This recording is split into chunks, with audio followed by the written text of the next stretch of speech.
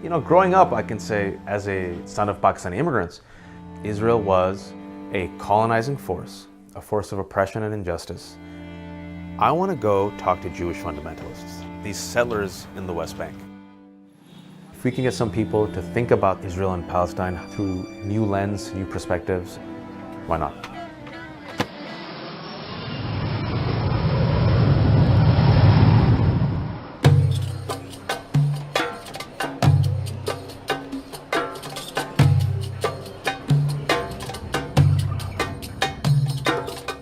In 1967, fearing an attack from the Arab world, Israel went to war. In 6 days, they not only defended their territory, but also expanded it to more than twice its pre-war size, including occupying the West Bank, the area Palestinians hope will be part of their future state. Today, over 400,000 Israeli Jews live in the West Bank in defiance of international law, a Swiss cheese of towns and cities that may make a viable Palestinian state impossible. I want to find out, who are these settlers and why do they choose to live in the most contentious place on earth?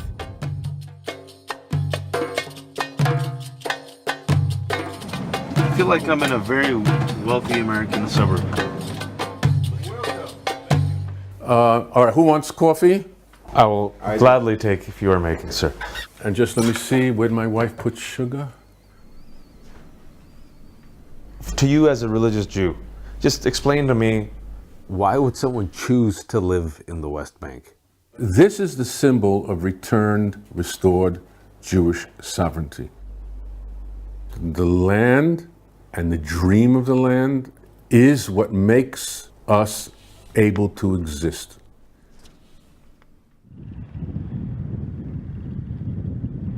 Now we're coming to, I think, one of the more historical things that justifies our being here, what we call the Tell of Shiloh, the archaeological mound. So we're digging out the past, and in digging out the past, we're finding bones, we're finding pottery, we're finding walls, and all building up a picture what was here at Tel Shiloh 3,500 years ago up until the present. So there's many Palestinians who say they have a greater right to this land than you, an American Jew, born, last time I checked, in Brooklyn? Bronx, sorry, I stereotyped you. So go ahead and keep digging 10,000 years. I'll show you the key to my great-grandfather who was here. I assume that he does have the key to an actual home that existed here from his grandfather. I don't dispute that. It's who was here consistently, century after century, millennia after millennia. And that belongs only to the Jews.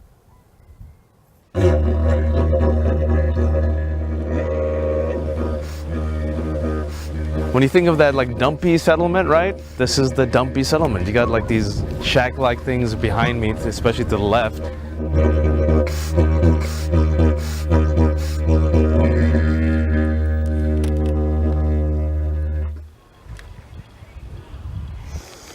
So you were the first house? The first anything. Well, weren't you afraid of, I mean, there's nothing here. There's no grocery store, no gas station, no hospital, no neighbors. Good. According to me, that's what I dream of. Everything is belong to us. By history, by archaeology, by theology. I spent my last 2,000 years as a foreigner, as someone that exiled from this country, in Iraq, in Poland, in Russia, in Germany, in no matter where. I won't be foreigner again.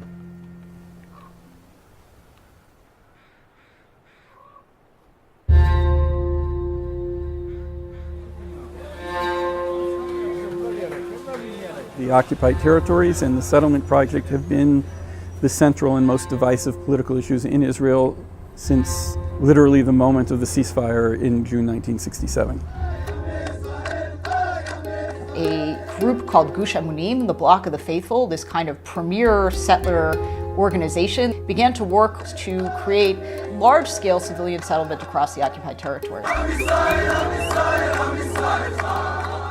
The right-wing Likud governments took that foundation and accelerated it greatly, and through a variety of means drew hundreds of thousands of Israelis to live in occupied territory. What we mainly do is we're playing offense. And it's not an offensive campaign against terrorism, it's an offensive campaign against Palestinian independence. There isn't almost any city in the West Bank, Palestinian city, that is not encircled by the settlements 360 degrees. If you're a Palestinian, you want to leave a city, you need to have a permit. When you leave, you have to wait on a checkpoint. Another people, another authority that you don't recognize as your own, control every aspect of your life.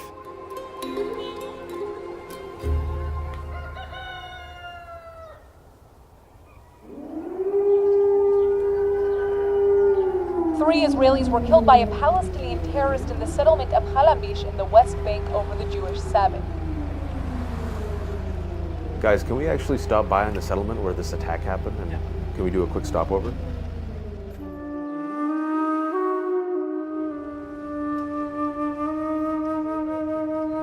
I'm gonna meet the sister of the IDF soldier who shot Omar al-Abed, the 19-year-old Palestinian attacker, and she's gonna take us literally to the place where he saw them. My family heard the screamings, and my brother ran out, and he jumped over the bush over here. From the window, he saw the terrorist who was stabbing Yossi, my neighbor. He shot over there, and he managed to neutralize the terrorist who fell down on the floor. And then they ran into the house, and they saw an awful, awful scene, bleeding all over the floor.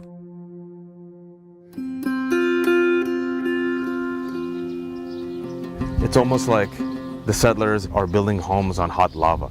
Are they helping create the cycle of dysfunction? I think if anybody is not helping, it's the terrorists who are murdering people in their beds.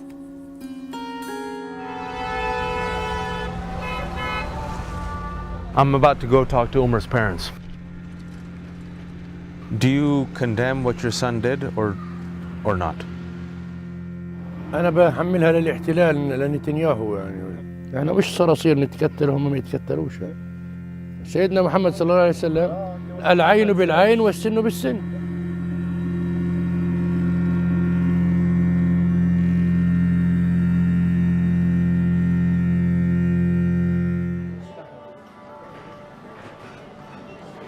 So Wajahad, how did it go? I'm dying to hear. We visited the family of this guy, this 19-year-old Omar. So we meet the father today. So what was the father's point? I didn't see any remorse. I didn't see any condemnation from him. There's posters of Omar everywhere. You know, I think he was very proud for what he did. But no kidding, Omar is a hero now. Isn't it interesting that in the holiest real estate on earth, where God thrives with all of his prophets, I have not thought about God in the past week. I haven't seen God anywhere.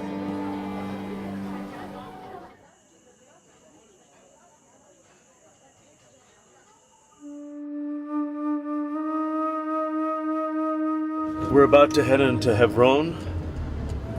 This has been described as the heart of darkness of the occupation, of the settlements. It's a city which is literally divided between Muslims and Jews.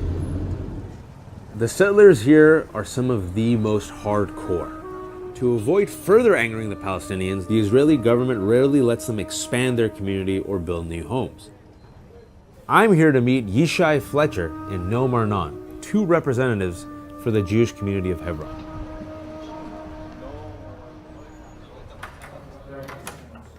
The Jews in Hebron today are in a ghetto. Jews are forced to live in 3% of the town. What my Arab friends say to me is that most of the people, they don't want a Palestinian state or a Palestinian entity, and they want to be under Israeli sovereignty. תגיד לי, אולי אני אבוא אליך עם עיתונאי מאמריקה, אתה רוצה? גם היו אנשים אמרו אנחנו רוצים תחזור ישראל לשטחים. כן, כן. אף אחד ברחוב אמר לו לבחור, אמר לו לא רוצים. Many Palestinians would say, Noam and Yishai are simply using you for pro-Israel propaganda. How do you respond to that? הרבה אנשים היו אומרים, אני לא ראיתי בעיניים שלי يهودية شخات عربية كموها عربية بعراق بسوريا.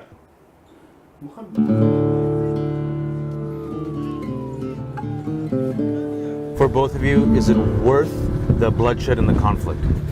What you perceive as bloodshed and conflict, we see is actually the end of 2,000 years of bloodshed and conflict. Today, in all of the wars of Israel, it's less than 2 days at Auschwitz. Okay, so to us, we actually see a time of great peace. But how do you reconcile that with Palestinian citizens of Israel? Can they be equal to Jews? No, not in my opinion. I don't deny democratic principles. I just say that they have to yield, the yield sign, to Zionist Jewish principles first, and then, of course, cater to democracy. But that's not the first principle, in my opinion. For you? Yeah, my opinion. I'm always talking about your narrative. Right, exactly. We're in the Palestinian side of Hebron. Behind me, you can see the IDF. They're not supposed to be here, but they kind of do what they want. We're now going up to the roof, and we've been warned not to stay there too long or go to the left. هون المستوطنين واليهود هون. It's like 10 feet. بحكي له إنه إذا طلعت هون على السطوح مرات بلاحظ إنه بيبقى في مستوطنين فوق بيلطخوا علينا حجار، بيلطخوا علينا زبايل، مرات أناني خمرة، أشياء كتيرة. إذا طلعت من البيت على طول بيجوا بيقتحموه المستوطنين وبياخدوه. Do you think Jews have a right to live in this land? لا ما لهمش حق. Where will the Israelis go? يرجعوا على أراضيهم يروحوا على بيوتهم. أنا وأولادي وجوزي كنا في فلسطين.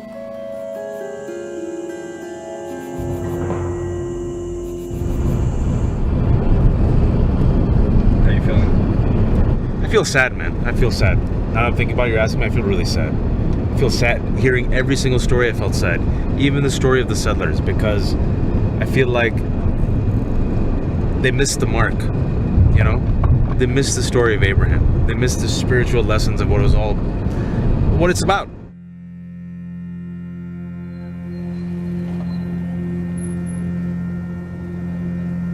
I'm just curious if these two sides can even talk.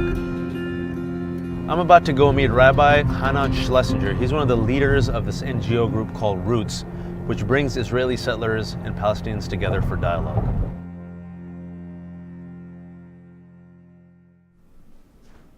So I came to this land from my story, and it took me 37 years to realize that there's another story. And now my mission in life is to help both peoples appreciate there's two stories here, and they're real and they're human and they're legitimate. I got an invitation to come to this place to meet Palestinians. I was apprehensive, perhaps even frightened, didn't know what would happen to me. I walked in and one of the Palestinians got up, and then he said a lot of things about the rigors of living under Israeli occupation.